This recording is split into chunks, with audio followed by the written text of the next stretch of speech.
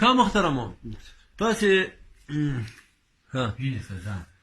تاسې دغه موږ افغانان زیاتره موږ خپله حزب اسلامي ګلبدین کې وو. دا ګلبدین یو څوک یو خروټه انسان و چې مزر ازهر کې سبق ویلی دی و، رباني و، مشران نه پوښتنه وکړه، سیاف و، څو نور نفر و.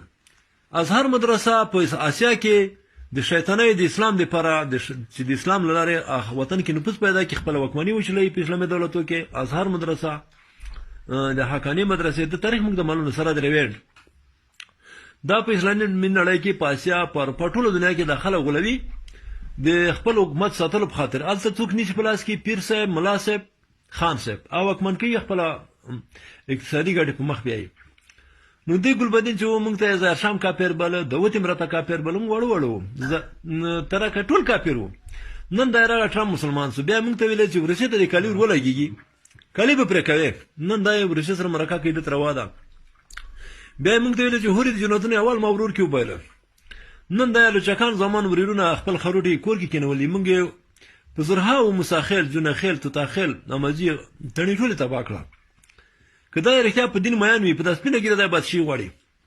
تا دین خو ما ته معلوم و چې په شهرشاه کې رڼ شوې، په زرهاوو خلک دې مړه کړل.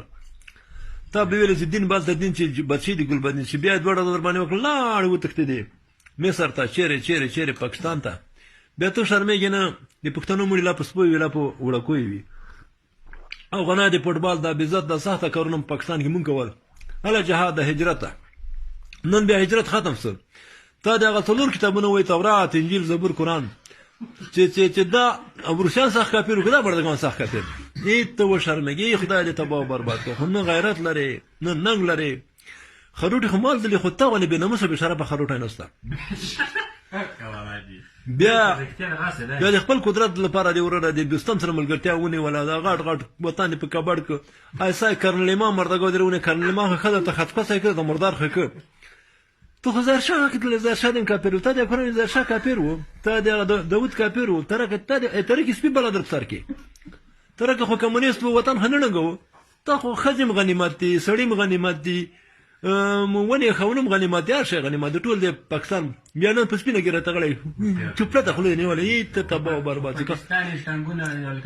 نه. خو نه مو شرمېږي، نو خو نه غیرت لري، نه خدا وړوکوالي کې د بچه بازي تېره کړې ده، که څه شي دې کړي هېڅ نه دې پوهېږم نه. دومره ایمان نه لرې. بیا د بل کوني راته کېنول، زوی کوني دی، خو پروي ټینګوه که نه په مړې که. بیا ورته راغله ایسا یې مردګو دې نیولی ده، حکمتیار. تا د قرآن وایي چې ته د یو تعمیر فرمول وتړی، د یو بند فرمول وتړی، خو دا حکمتیار دی چې افغانان ساده له دوی له احساساتو ګټه کوي. جهاد، شهادت